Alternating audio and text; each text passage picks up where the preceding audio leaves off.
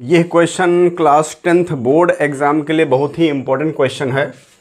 Prove that √3 is irrational number. तो हम इस तरह के क्वेश्चंस को मेथड ऑफ कंट्राडिक्शन से प्रूव करते हैं, विरोधाभास विधि से प्रूव करते हैं। हमको √3 को इरेशनल पुट करना है, तो हम इसको रेशनल लेट करते हैं और हम कुछ स्टेप्स के बाद में ऐसे कंडीशन में पहुंचते हैं कि एक कंट्राडिक्शन प्रोड्यूस हो जाता है। तो इसके सॉल्यूशन के लिए हम क्या करते हैं, हमको √3 को इरेशनल प्रूव करना है, तो हम इसको अज्यूम कर लेते हैं।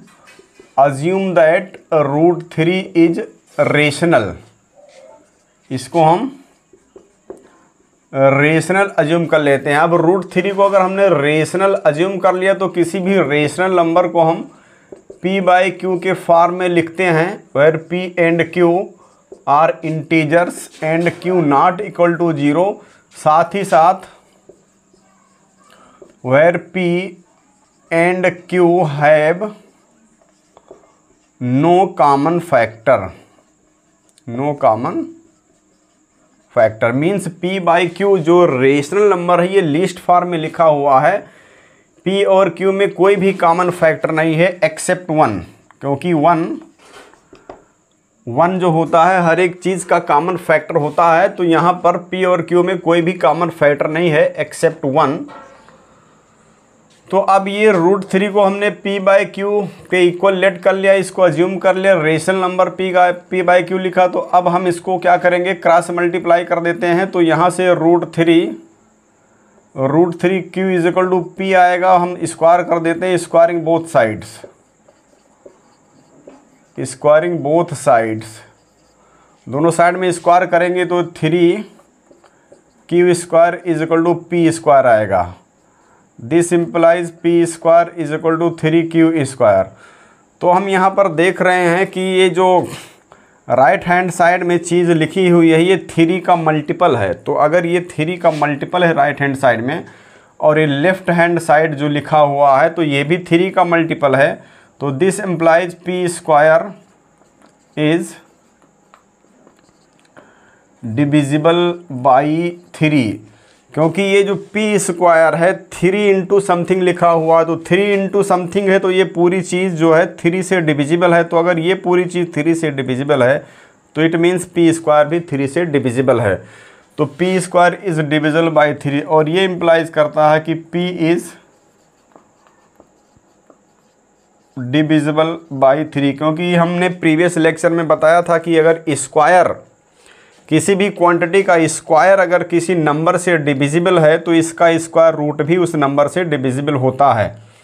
किसी भी क्वांटिटी का स्क्वायर अगर किसी नंबर से डिविजिबल है तो इसका स्क्वायर रूट भी उस नंबर से डिविजिबल होता है।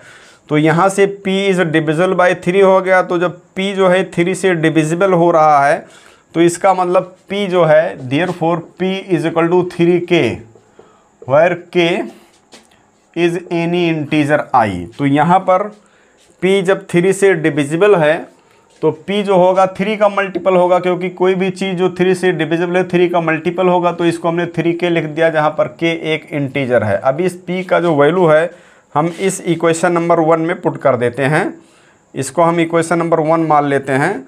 तो putting the value of p,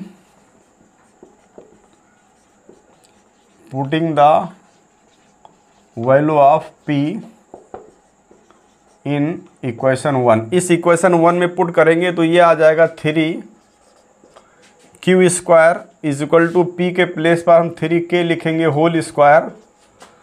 तो ये 3q² is equal to 9k²। तो यहाँ से 3 से 3 ये 9 काटेंगे तो यहाँ पर q² is equal to 3k² आएगा। तो अब यहाँ हम देख रहे हैं कि ये चीज़ 3 का मल्टीपल है, यानी ये चीज़ 3 से डिविजिबल है, तो q² भी 3 से डिविजिबल है। तो यहाँ पर हम लिख सकते हैं देयरफॉर q² इज़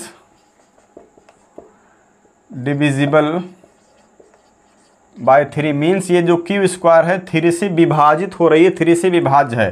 तो दिस इम्प्लाइज अगर q² 3 से डिविजिबल है तो q भी 3 से डिविजिबल होगा। देयरफॉर q इज़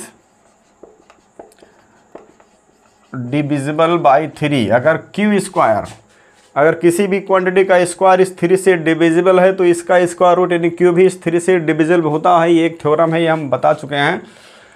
तो यहाँ पर हमें देख रहे हैं कि P भी 3 से डिविजिबल है और Q भी 3 से डिविजिबल है। तो यहाँ पर हम लिख सकते हैं therefore P and Q have अ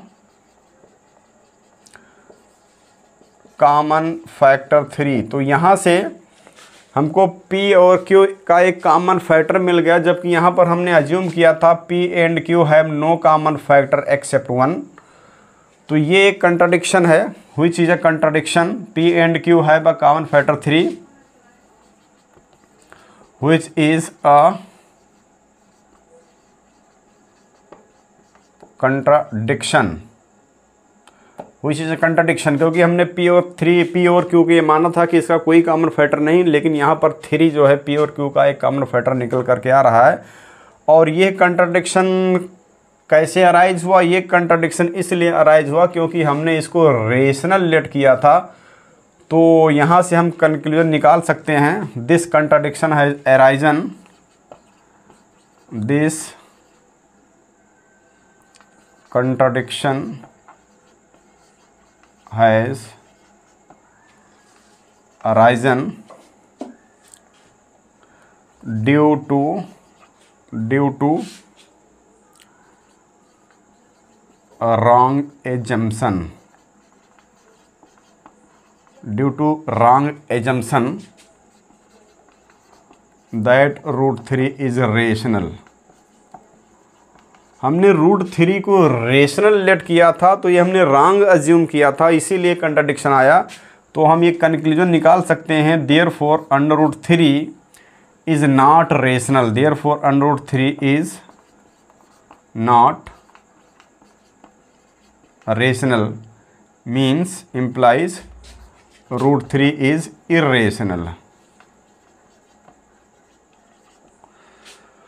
तो इस तरह से कभी भी हमको रूट 2, रूट 3, रूट 5, रूट 7 को इरेशनल प्रूव करना है, तो यही हम प्रोसेस अप्लाई करते हैं। हम इस चीज़ को पहले रेशनल लेट करते हैं, where P and Q have no common factor except 1 लिखते हैं, और फिर हम इसको प्रोसीड करते हैं।